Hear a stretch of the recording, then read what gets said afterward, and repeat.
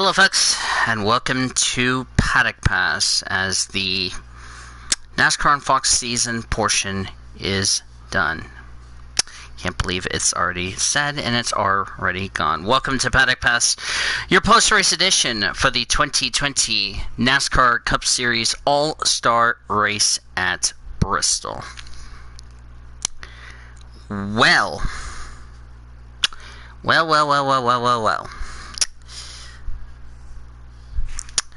Shall we say that was an interesting one? Hikey man. The All-Star Race, for some reason, has some intensities and some interesting deals. And, of course, it was interesting. It started with the Open. Michael McDowell was the pole sitter. And it was a very tentative start.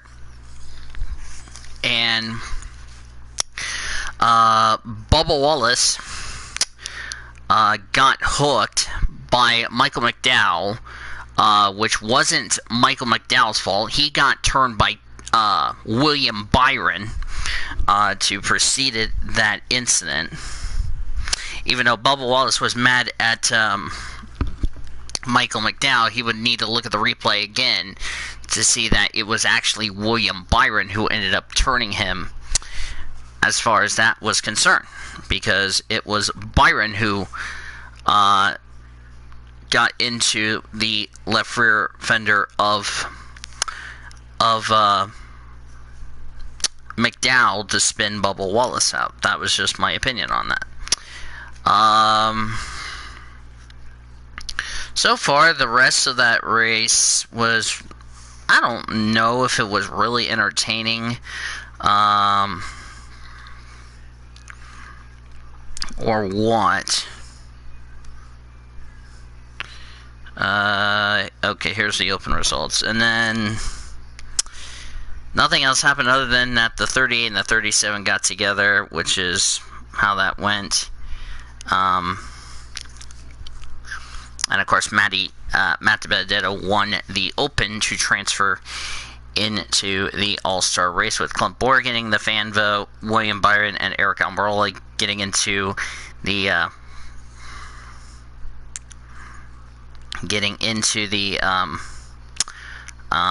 All-Star race. And then the All-Star race, and only 2 cautions, which was actually 44 minutes to complete. Yeah, he was trying a spot that wasn't quite there. Yeah, I could kind of say that was misjudgment, but at the end of it all, it's racing deal, so. And then to the All-Star race. Shall we say not a classic, I would say? Even though the All-Star race lately has been crazy. It actually started with Ryan Blaney on pole because Truex failed inspection. And they got off really slow at the start. And then only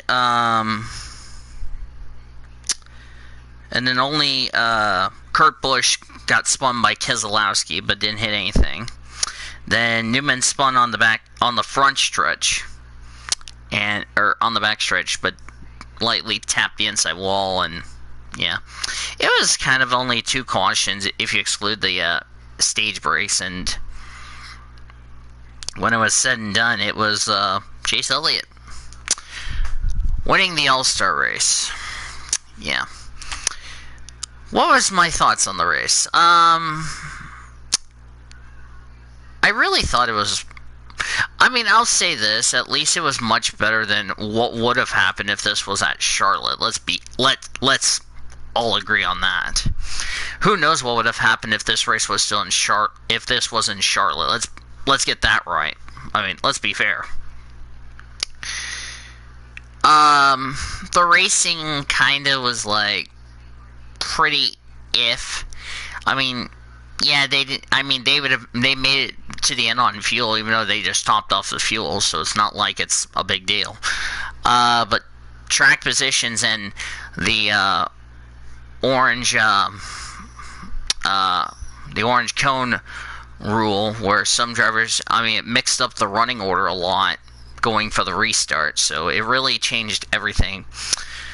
on that. So that's is where I will put it at this. And yeah, so wasn't exciting, but hey, at least we saw some side-by-side racing, unlike what would have happened if this was in Charlotte, if you know what I mean. Just saying. So let's put this. Let me rate the race on a scale of 1 to 10, with 1 being the worst and 10 being the greatest. Yeah, I did kind of rate it like a 8 or so on, the Leonard station. I kind of would rate this like an 8. I mean, yeah, it had some good moments here, there, and everywhere, but the final stage should have been a little bit longer, but it is what it is. I mean, I like the orange cone rule. I would like to see it at a points race one of these days. The only thing that I didn't like is that it made it a lot harder to get that bottom to work. So if they can try to put a little bit of PJ1 on the bottom groove when we get for what could be the first elimination race, just to make it a little bit better and smoother, I think we could see a pretty good race in the fall, because remember, 4 drivers are going to be eliminated in the Cup Series. So yeah. So what would I rate the first half of the NASCAR on? What would I rate NASCAR on Fox? Well, let's see. We've seen some surprising winners. Yeah, this is the fun part. I get to rate the NASCAR on Fox season, even though I didn't watch majority of it because of either work or quote-unquote because of the COVID-19 BS. But anyway, if I were to rate the NASCAR on Fox portion on a scale of 1 to 10, with 1 being a terrible thing and 10 being amazing, I would rate the NASCAR on Fox portion of the season a 7. Seeing winners like Alex Bowman winning at Auto Club, which nobody expected that.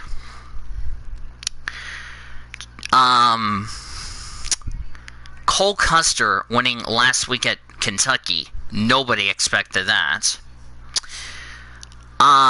Seeing some drivers that we thought could have gotten a win, like Kyle Busch, Martin Truex. It took him a little bit of while for Truex to get his first win, but Kyle Busch still doesn't have wins. That's a huge surprise. I mean, nobody expected Kyle Busch to be having the quote slump coming off of a championship. And I've said this, and this is a little history, and I brought this little stat up. The driver that wins the championship the previous year does not go on to win the championship the next season, and that little curse is starting to happen. So I did like the fact that they brought a new technology for aerial views and all that in its place. Seeing Darlington getting 2 races and also having a 400-mile race, which is the first time since 2004 for Darlington. That was a huge plus. I like the fact that they did races on Wednesday, really spiced things up. Thursday night racing, I mean, nobody expected that. And it was really, these double headers are just wreaking havoc on the points and also wreaking havoc on the weekly show standings, and also, the Pit Stop show that Elijah does on his channel. Go subscribe to Elijah, by the way, because he's almost at 100 subscribers, and I'm almost to 200, so make sure you do that. The thing is that I was not expecting Kyle Busch to have no wins, and with now only under 10 races to go until the playoffs, I'm starting to be a little bit worried about Kyle Busch, because if that 18 team does not win, which actually I need to pull up a stat real quick. Just a little stat I want to pull up on my phone. Kyle Busch last winless season.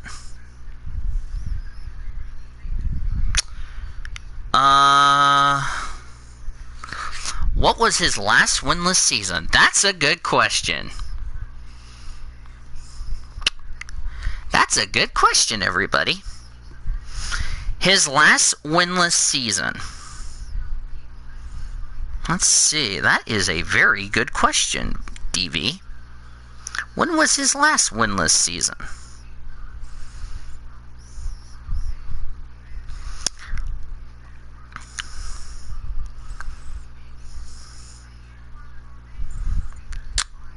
Hang on a second. I need to look here.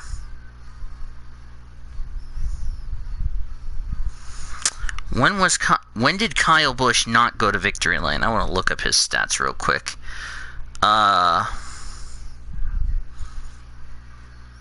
Stats, here we go. His last winless season. That's a very good question.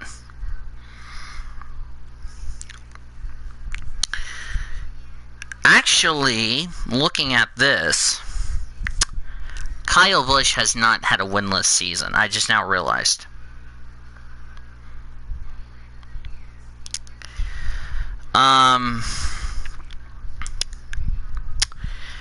Kyle Busch's streak, this is his 18th year in the Cup Series. 2004, he only made 6 starts. He didn't have a win there, but as far as full seasons are concerned, which is like his 13 full seasons in Cup, the streak of Kyle Busch's win in the Cup Series, which is 13 full seasons, is in serious jeopardy. If Kyle Busch does not win in 2020, it would be the first time in his Cup career, since he went full-time racing in 2005, that Kyle Busch did not have a win in the Cup Series, which would snap a 13 consecutive season streak. Yes. 13 consecutive season streak of Kyle Busch having at least one win in Cup could be snapped this year. Who predicted that before the season?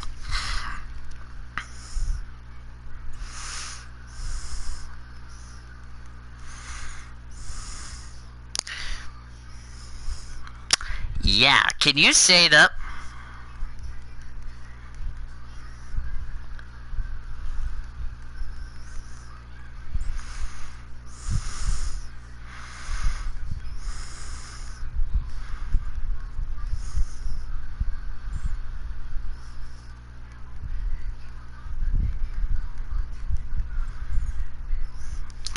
Yeah, can you say that was a little surprising to say Kyle Busch's little streak comes to an end?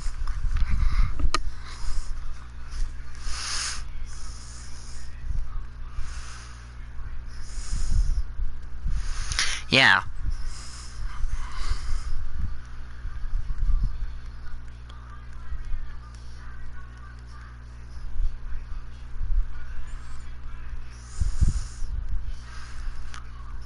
Yeah, can you say...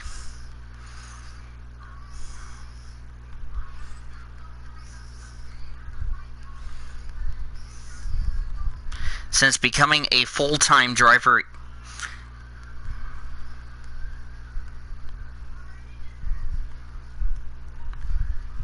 Yes.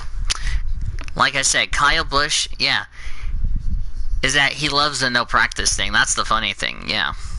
Think about that, folks. Kyle Busch's streak could come to an end. Yeah. Kyle Busch has never had a winless streak in the Cup Series. Okay. His last winless streak across the top 3 series was the Xfinity Series in 2012. Yes.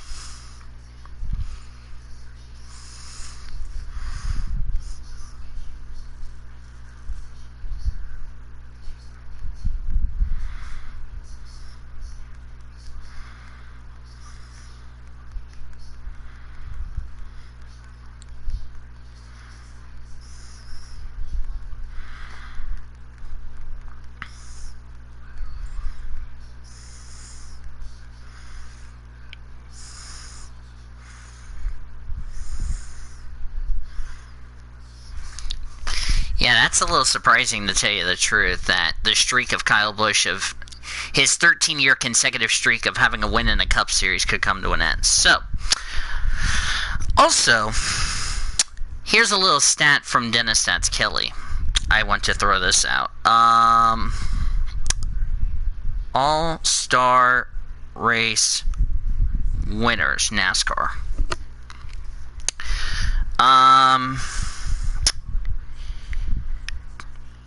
Chase Elliott,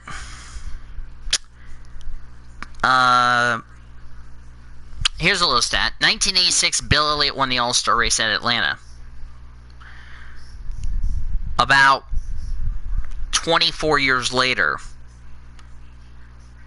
Chase Elliott makes history. So, yeah. Another note from Dennis Stats Kelly. The first time... okay, here we go. Chevrolet has now won the last two All-Star races. It's Chevrolet's first All-Star win since Jamie McMurray in 2014. The first Hendrick win for the All-Star race.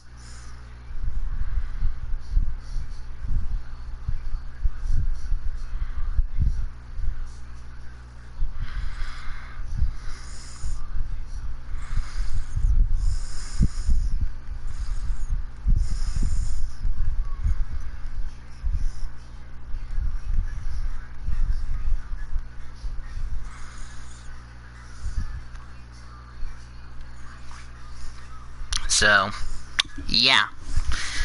That's crazy, to tell you the truth. Yeah, I mean, and also here's a little stat. If Kyle Busch goes winless, this will be the third winless season he has had across all three seasons. He would have a winless season in all of NASCAR's top three series. Can you believe that?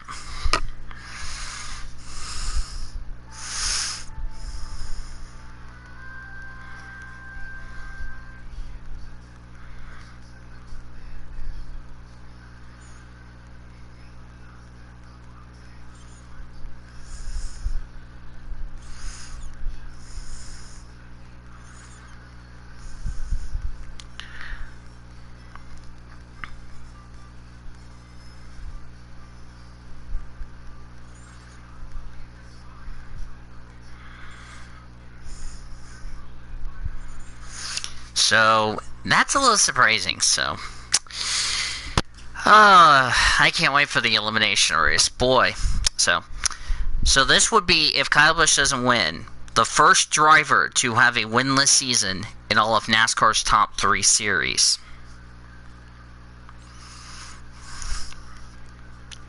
That's insane, if you ask me. Fourth win. So that's pretty good, so. Yeah. And with that win, by the way, Hendrick Motorsports has their 9th All-Star win.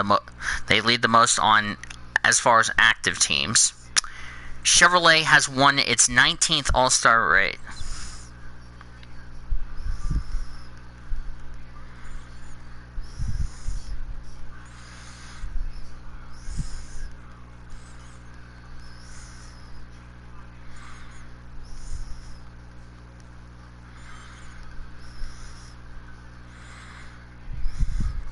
All-Star win.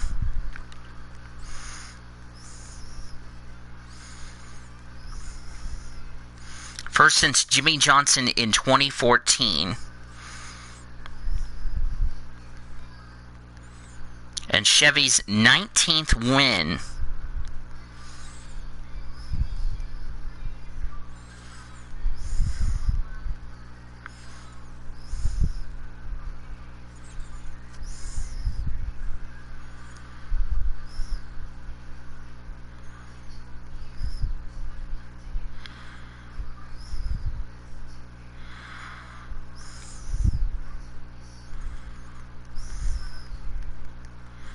And the first since Jamie McMurray. I'm just typing this. Sorry if I'm talking too long. So, alright. That is your lot, my friends, from Paddock Pass.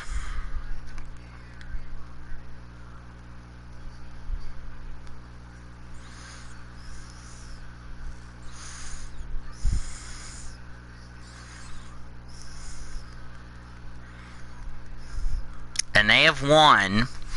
How many All-Star? Let me check here. 19 wins for Chevy.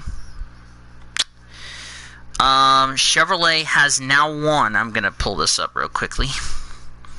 Chevrolet has won. Let me check here. 1, 2, 3 out of 4, 5, 6, 7, 8, 9. 5 of the last 9 All-Star race.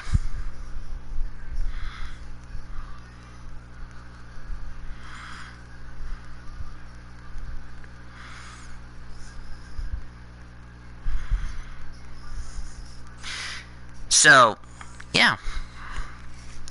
Last time Chevrolet, by the way, went back-to-back, Jimmy Johnson. So think about that. Chevrolet won 5 of the last 9. First back-to-back win for Chevrolet since 2011-2012. And they have now won 5 of the last 9. Also, second win for Camaro since joining the Cup Series 2 years ago. So, yeah.